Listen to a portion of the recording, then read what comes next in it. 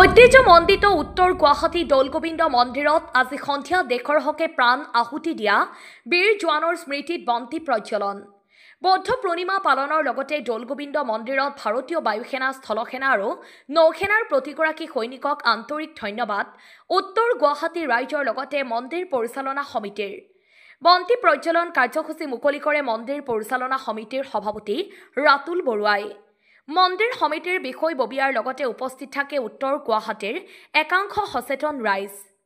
উত্তৰ গুৱাহাটীৰ পৰা গোবিন্দ দাসৰ ৰিপৰ্ট, পি সংবাদ।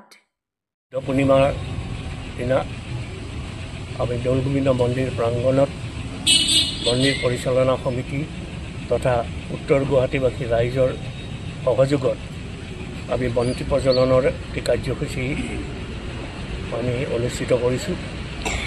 আমি বন্তি প্ৰজ্বলন কৰিছোঁ ভাৰতবৰ্ষ আৰু পাকিস্তানৰ যি যুঁজ, সেই যুঁজত যিসকল বীৰ শ্বহীদে আত্মহতি দিলে তেখেতসকলৰ আত্মাৰ সদ্গতি আৰু লগতে আমাৰ বীৰ বীৰংগনাসকলে এই যুঁজত যেনেদৰে অংশগ্ৰহণ কৰি আমাক গৌৰৱান্বিত কৰিছে, তেখেতসকলৰ যাতে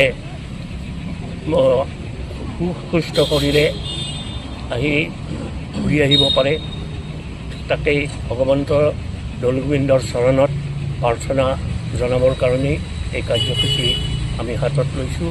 আৰু লগতে ভাৰতৰ তিনিওটা সৈন্য বাহিনী, নৌসেনা, স্থলসেনা আৰু বায়ুসেনাৰ বীৰ বীৰংগনাসকলে যি সাহসেৰে যুঁজি দেশৰ সন্মান অটুট ৰাখিলে, তেখেতসকলক ধন্যবাদ জ্ঞাপন কৰিছোঁ।